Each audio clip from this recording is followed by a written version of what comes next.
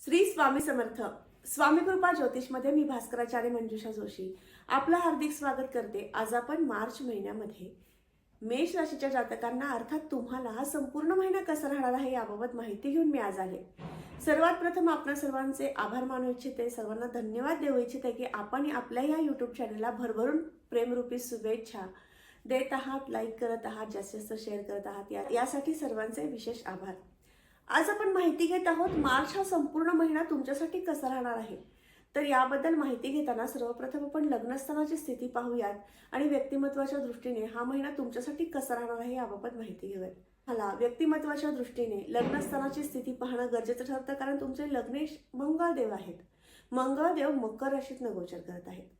मंगळदेव हे 15 मार्च नंतर तुमच्या राशीपत्रिकेतील 11व्या घरातनं गोचर करण्यास सुरुवात करतील. तोपर्यंत मकर राशीतनं अर्थात दशमस्थानात मंगळदेवांचं गोचर होत आहे.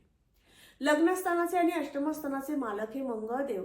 यामुळे तुम्हाला आता सध्या या दरम्यान मेष राशीच्या जातकांना 14 तारखेपर्यंत तुम्हाला विशेष आरोग्यासंदर्भामध्ये अतिशय उत्तम ग्रहस्थिती आहे. परंतु ज्यांना रक्तदाबाचा त्रास आहे, उच्च रक्तदाबाचा त्रास आहे, त्यांच्यासाठी मात्र थोडासा आरोग्याला सांभाळण्याचा कालावधी म्हणता येईल. मेडिटेशन करणं, रागावर नियंत्रण ठेवणं ह्या गोष्टी नक्कीच करायच्या आहे. कारण लग्नस्थानाचे मालक मंगळदेव ज्यावेळेस मकर राशीतनं अर्थात उच्च राशीतनं गोचर करतात त्यावेळेस थोडासा तुमचा क्रोधीपणा निर्माण करून देतात, किंवा एखादा अचानक पद्धतीने तुमच्या समोर येणारं एखादं संकट किंवा एखाद्या अडचणी निर्माण करून देतात. परंतु त्यातनं तुम्हाला लगेचच ते बाहेर सुद्धा काढतात, कारण मंगळदेव हे स्वतःच्या उच्च राशीतनं गोचर करत आहेत. परंतु त्या सगळ्या गोष्टीतनं जाण्याचे सुद्धा योग आणतात. म्हणूनच सांगितलं की आरोग्याची विशेष काळजी घ्यायची. देवांचं गोचर हे कर्मस्थानातनं होत आहे. अर्थात तुम्हाला कामातनं, नोकरी, उद्योग, व्यवसायातनं आर्थिक लाभ प्राप्त करून देणारं ग्रहस्थिती 7 मार्च पर्यंत आहे. त्यानंतर लाभस्थानातनं जेव्हा शुक्रदेव गोचर करतील त्यावेळेस तुमचा उद्योग व्यवसाय हा वृद्धिंगत झालेला दिसेल. तुमच्या कार्यातनं, तुमच्या कामातनं अतिशय उत्तम प्रकारची गुंतवणुकीची संधी प्राप्त करून देतील. शेअर मार्केटमध्ये गुंतवणुकीचे योग आणतील आणि याचबरोबर एखादी प्रॉपर्टी खरेदीचे सुद्धा योग आणतील. अर्थात तुम्हाला हा शुक्रदेवांचं गोचर जे परिवर्तित होणार आहे ते विशेष लाभदायक आहे 7 मार्च नंतर. त्यामुळे विशेष तुम्हाला आनंददायी वार्ता तुमच्या करणी पडू शकेल. कुटुंबामध्ये ऐक्य वाढू शकेल. महिला भगिनींना तर विशेष खरेदीचे योग येतील. सर्व प्रकारची सुखे प्राप्त करून देणारं फळ प्राप्त करून घेण्यासाठी सुद्धा विशेष तुम्हाला हा महिना म्हणता येईल. याचबरोबर तृतीय स्थानाकडे वळूयात. तृतीय स्थानावरनं परिश्रम, पराक्रम हे योग पाहिले जातात. याचबरोबर कीर्ती, प्रसिद्धी योग पाहिले जातात. तृतीय स्थानाचे अधिपती बुधदेव जेव्हा 7 तारखेनंतर मीनेत जातील त्यावेळेस तुम्हाला थोडंसं तुमच्या कामाची गती मंदावलेली जाणवू शकते. आळस, नैराश्य येणं, कामाची एकसंगता कमी होणं हे कुयोग येऊ शकतात. त्यामुळे विशेष त्या दरम्यान मात्र तुम्हाला जास्तीत जास्त बुधदेवांची अर्थात कृष्णाची उपासना करायची आहे किंवा व्यंकटेश स्तोत्र वाचनात ठेवायचं आहे. म्हणजे तुम्हाला कीर्ती, प्रसिद्धी प्राप्त करून घेण्यासाठी शुभ संकेत प्राप्त होतील. याबरोबर छोट्याखानी प्रवासाचे योग पण वारंवार येतील, परंतु प्रवासामध्ये वस्तू हरवणं, विस्मरण होणं असे कुयोग सुद्धा येऊ शकतात. त्यामुळे विशेष काळजी तुम्हाला त्या दरम्यान घ्यायची आहे. बुधदेवांची नीच राशी मीन आहे. त्यामुळे ज्यावेळेस मीन राशीतनं बुधदेवांचं गोचर सुरू होतं त्यावेळेस त्यांचं विशेष परिणामकारक फळ म्हणजे विस्मरण होणं हे नक्कीच होऊ शकतं. त्यामुळे प्रवासाचे योग येतात, परंतु प्रवासामध्ये वस्तू हरवणं, विस्मरण होणं या गोष्टी नक्कीच होतात. आणि कीर्ती, प्रसिद्धी प्राप्त करून देण्याची संधी सुद्धा प्राप्त होते, परंतु त्यामध्ये तुम्ही अगदी संधीच्या जवळ असता. तुम्हाला एखाद्या कार्याबद्दल गुणगौरव प्राप्त होणारच आहे, परंतु त्या संधीला तुम्ही मुकलात अशा पद्धतीने सुद्धा कुयोग फळ प्राप्त होऊ शकतं. मग यासाठी व्यंकटेश स्तोत्र वाचन केलं तर तुम्हाला नक्कीच बौद्धिक क्षमता वाढणं, वक्तृत्व चांगलं होणं, किंवा तुम्ही संभाषण क्षेत्रात अर्थात कम्युनिकेशन क्षेत्रामध्ये कार्यरत असाल तर तुमच्या गुणगौरव प्राप्त करून देण्यासाठीच्या ज्या काही अडचणी आहेत, अडथळे आहेत, त्यातनं मार्ग सापडणं असे शुभ संकेत येऊ शकतात. याचबरोबर चतुर्थ स्थानाकडे वळूयात. चतुर्थ स्थानावर आपण सर्व प्रकारचे सुख पाहतो, मातृसौख्य पाहतो, सासू सासऱ्यांचं सुख पाहतो. हाचे अधिपती चंद्रदेव जे दर 2.25 दिवसांनी परिवर्तित होतात. त्या पद्धतीने तुमचा मूड सुद्धा चेंज होत असतो. तुम्हाला मिळणारं फळ या स्थानाचं सुद्धा कमी जास्त प्रमाणात मिळत असतं. या दरम्यान तुम्हाला काय होऊ शकतं तर तुमचा जो काही मूड आहे तो थोडासा चेंज होणं, एखाद्या गोष्टीबद्दल आवड निर्माण होणं, पर्यटनाचे योग येणं आणि त्यामध्ये जाण्यासाठी तुम्हाला प्रवृत्त होणं असे शुभ संकेत आहेत. त्या आईचं सौख्य मोठ्या प्रमाणात प्राप्त होणं असे शुभ संकेत सुद्धा आहेत. त्याचबरोबर वास्तूचं सौख्य तुम्हाला या दरम्यान विशेष मिळू शकतं. तुमच्या वास्तूमध्ये एखादं रिनोव्हेशनचं काम करायचं असेल तर त्या कार्याला सुद्धा सुरुवात होऊ शकते किंवा ते विचार तुमच्या डोक्यात येऊन जाऊ शकतात की आपण आता रिनोव्हेशन करावं, अशा पद्धतीने योग येतील. वास्तू आणि वाहन खरेदी करायची असेल तर त्यासाठी सुद्धा शुभ संकेत तुम्हाला 7 मार्च नंतर आहेत. याबरोबरच पंचमस्थानाकडे वळूयात. पंचमस्थानावर शिक्षण, संतती, प्रेम, प्रणय पाहिला जातो. कुंभराशीतनं होणारं रविदेवांचं गोचर तुम्हाला व्ययस्थानातनं होत असल्यामुळे नक्कीच थोडासा अभ्यासामध्ये दिरंगाईपणा किंवा अभ्यासाची कार्यक्षमता कमी होणं, वेळ जास्त तुम्ही अभ्यासाला न देणं असे कुयोग येऊ शकतात. परंतु 14 मार्च नंतर मात्र तुम्हाला व्यवस्थित पद्धतीने तुमचा अभ्यास होऊ शकतो. अभ्यासामध्ये एकसंगता लाभणं, अभ्यास स्मरणात राहणं असे शुभ संकेत सुद्धा येऊ शकतात. कुठल्याही प्रकारच्या क्लासला ऍडमिशन घ्यायचं असेल, कोर्सला ऍडमिशन घ्यायचं असेल तर तुम्ही 14 मार्च नंतर घ्या. विशेष लाभदायक स्थिती निर्माण होतीये आणि त्यामुळे तुमचा कोर्स पूर्णत्वाला जाऊ शकेल. याचबरोबर तुम्ही इंजिनिअरिंग क्षेत्रात कार्यरत असाल, शिक्षण घेत असाल तर अशा वर्गाला विशेष लाभदायक स्थिती आहे. तुम्ही शिक्षक वृंद म्हणून कार्य करत आहात इंजिनिअरिंग क्षेत्रामध्ये तर तुमच्यासाठी सुद्धा विशेष लाभदायक स्थिती 14 मार्च नंतर अर्थात 15 मार्च नंतर प्राप्त होत आहे. याचबरोबर सायन्स साईडने किंवा कॉमर्स साईडने शिक्षण घेणाऱ्या विद्यार्थी वर्गाला विशेष स्थिती तुम्हाला 15 मार्च नंतर प्राप्त झालेली दिसून येईल. तोपर्यंत थोडासा अभ्यासाचा उरक वाढवावा लागेल किंवा विस्मरणाच्या तक्रारी येऊ शकतात. याबरोबरच प्रेम प्रणयाच्या दृष्टीने विचार केला असता रविदेव जेव्हा लग्नस्थळात येतात त्यावेळेस हेकेखोर स्वभाव निर्माण करतात. तुमच्याकडनं जास्तीत जास्त तुमच्या प्रियकराला किंवा प्रेयसीला अपेक्षेने तुम्ही पाहता आणि त्या अपेक्षा न प्राप्त झाल्यामुळे थोड्याशा तुमचा मानसिक गोंधळ उडतो, चिडचिड होते, लगेचच तुम्ही संतापता. हे काही कुयोग निर्माण होऊ शकतात 14 मार्च पर्यंत, पण तेथून पुढे व्यवस्थित तुमच्या दोघांमध्ये कम्युनिकेशन राहील. याचबरोबर संततीच्या दृष्टीने विचार केला असता तुमच्या संततीला समजून घेण्याचा हा महिना म्हणता येईल. या महिन्यामध्ये त्यांच्या आरोग्याकडे विशेष लक्ष द्या आणि याचबरोबर त्यांच्या शिक्षणाकडे सुद्धा तुम्हाला विशेष जातीने लक्ष द्यावं लागणार आहे. 15 मार्च नंतर मात्र थोडेसे शुभयोग आहे, शुभ संकेत आहेत, परंतु 15 मार्च पर्यंत तुमच्या संततीसोबत संभाषण करताना विशेष काळजी घ्या. तुम्ही आई म्हणून किंवा बाबा म्हणून त्यांच्याकडे खूप अपेक्षेने पाहता किंवा त्या अपेक्षा पूर्णत्वाला जात नाहीयेत म्हणून जी चिडचिड करताय तर नक्कीच हा काही कुयोग निर्माण करून देणारी परिस्थिती मोठ्या प्रमाणात जाण्याची शक्यता 14 मार्च पर्यंत आहे. म्हणूनच सुरुवातीला सांगितलं की तुमच्या रागावरती नियंत्रण ठेवायचं आहे. षष्ठ स्थानाकडे वळूयात. रोग हितशत्रूंचं स्थान मानलं जाणारं हे 6वं घर, ज्याचे अधिपती बुधदेव आहेत, जे मीन राशीतनं 7 मार्च नंतर गोचर करण्यास सुरुवात करतील. म्हणजेच तुम्हाला स्वतःला रोगासंदर्भातील त्रास म्हणजे त्वचेचे विकार उद्भवू शकतात. ज्यांना सोरायसिस सारखा त्रास आहे, आजार आहे, तर अशा व्यक्तींनी विशेष स्वतःची काळजी घ्यायची आहे. 20 मार्च नंतर वसंत ऋतू आरंभ होत आहे, त्यामुळे नक्कीच वातावरण बदलल्यामुळे तुम्हाला हा त्वचा विकार वाढू शकण्याची शक्यता आहे. त्यामुळे विशेष काळजी घ्या. आणि मीन राशीमधनं बुधदेव जेव्हा गोचर करतात त्यावेळेस नक्कीच त्वचा विकार मोठ्या प्रमाणात जाणवतात. तर 7 मार्च नंतर तुमच्या आरोग्याकडे विशेष लक्ष द्या. थोड्याफार तक्रारी जाणवल्या तर नक्कीच डॉक्टरांचे सल्ला घेणं, औषधोपचार करणं ह्या गोष्टी नक्की जातीने करत चला.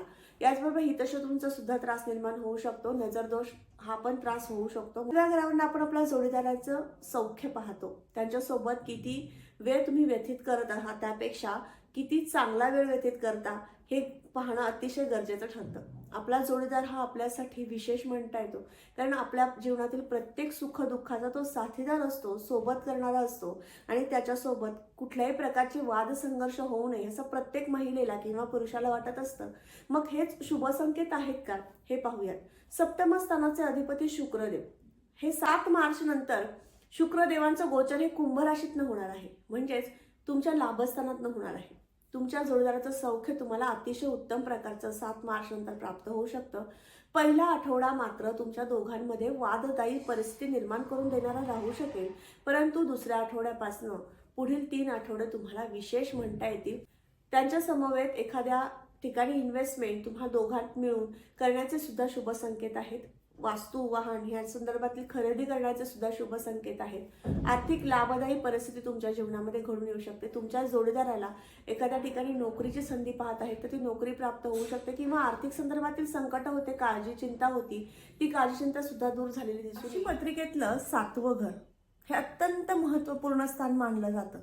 या स्थानावर आपण काय पाहतो तर आपल्या जोडीदार, आपल्या जीवनामधील सहप्रवासी याची साथ सोबत आपल्याला कशी मिळणार आहे आणि याचबरोबर विवाह योग कधी घडून येणार आहे याबद्दलचे सुद्धा सर्व माहिती आपण या 7व्या घरावरून पाहतो.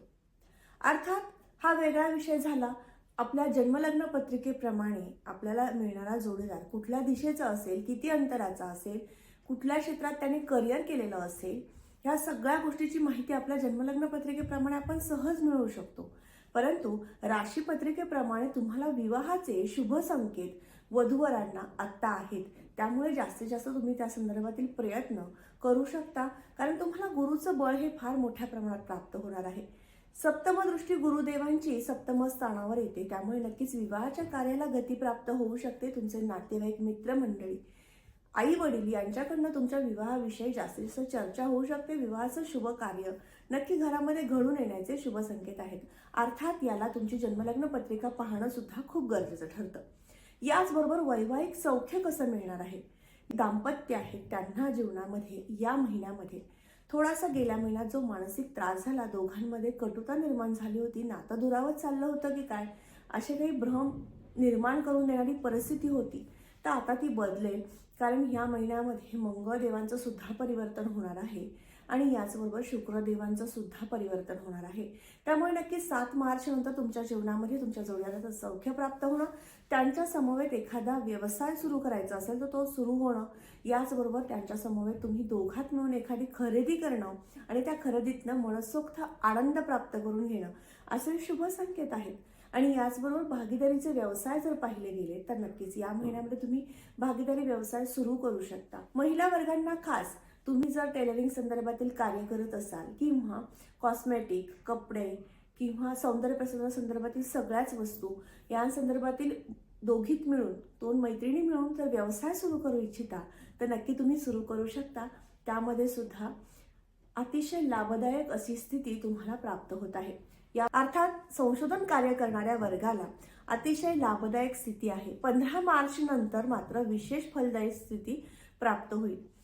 या दरम्यान तुम्हाला महत्त्वपूर्ण कार्य करायचे असतील, एखाद्या ठिकाणी इन्व्हेस्टमेंट करायची असेल किंवा एखादा जमिनी संदर्भातला वाद असेल, तर या संदर्भातील गोष्टींना हात घालायचे असेल, सुरुवात करायची असेल त्या कामांसाठी, तर त्यासाठी सुद्धा विशेष स्थिती 15 मार्च नंतर प्राप्त होत आहे. याबरोबर भाग्यस्थानाकडे वळूयात. भाग्योदयाच्या दृष्टीने विचार केला असता भाग्यस्थानात असणारी गुरुदेवांची रास आणि गुरुदेवांची लग्नस्थानातली उपस्थिती विशेष लाभदायक म्हणता येईल आध्यात्मिक प्रगतीसाठी.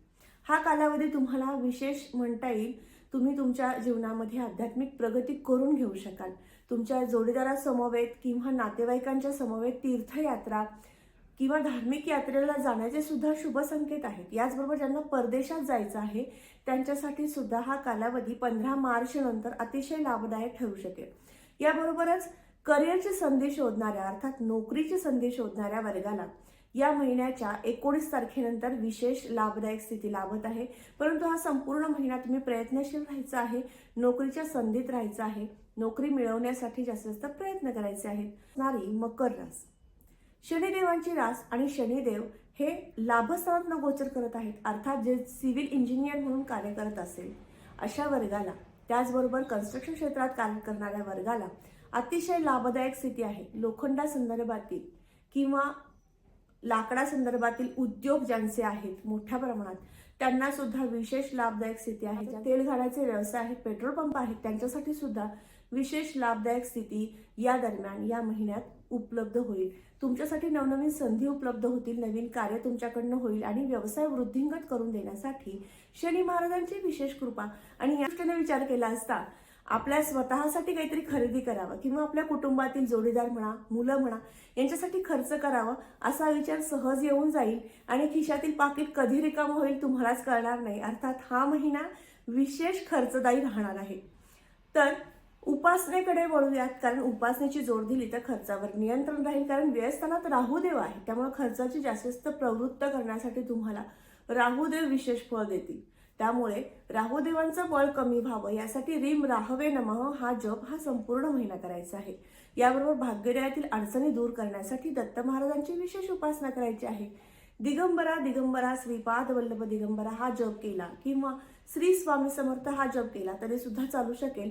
म्हणजे गुरूंची कृपा होईल, भाग्योदय होईल, तुमच्या जीवनामध्ये नोकरीची संधी प्राप्त होईल. आणि ह्याचबरोबर शिक्षणातील अडचणी दूर होण्यासाठी दररोज तुमच्या वाचनामध्ये रामरक्षा पठण करा संध्याकाळी 6 ते 8 या वेळेमध्ये. म्हणजे तुमचं लक्ष विचलित होणार नाही, एकाग्रतेने तुम्ही अभ्यास कराल आणि तो अभ्यास तुमच्या स्मरणात राहील. ज्या जातकांना मार्च 2024 हा संपूर्ण महिना कसा राहणार आहे याबाबत माहिती घेतली, तर आजचा हा महत्त्वपूर्ण व्हिडिओ तुम्हाला कसा वाटला नक्की कमेंट करून सांगा. कमेंटमध्ये श्री स्वामी समर्थ लिहिण्यास अजिबात विसरू नका. याचबरोबर तुम्ही आपल्या चॅनलवर नवीन असाल तर नक्की चॅनलला सबस्क्राईब करा, बेल आयकॉनला क्लिक करा. तुमच्या राशीफळाप्रमाणे तुम्हाला माहिती आपण दर महिन्यामध्ये देत असतो, त्यामुळे आपल्या या यूट्यूब चॅनलवरती जाऊन ती माहिती संग्रहित करणं, तुमच्या मित्रमंडळी नातेवाईक यांना ती पाठवणं, हे जरी तुम्ही केलं तरी नक्कीच स्वामी सेवा होऊ शकेल आणि त्यांच्यापर्यंत आपला हा स्वामी संदेश पोहोचवू शकेल. पुन्हा भेटणार आहोत अशाच महत्त्वपूर्ण माहितीसोबत. तोपर्यंत तुमच्या दैनंदिन जीवनशैली व्यतीत करताना काही अडचणी आहेत, समस्या आहेत, ज्यातून तुम्ही जात आहात आणि मार्गदर्शनाची आवश्यकता वाटते, तर तुम्ही नक्की मला संपर्क करू शकता. माझा संपर्क क्रमांक मी या व्हिडिओच्या डिस्क्रिप्शन बॉक्समध्ये तसंच स्क्रीनवर सुद्धा शेअर करत आहे. पुन्हा भेटूयात अशाच माहितीसोबत. तोपर्यंत श्री स्वामी समर्थ. जय जय स्वामी समर्थ. रामकृष्ण हरी.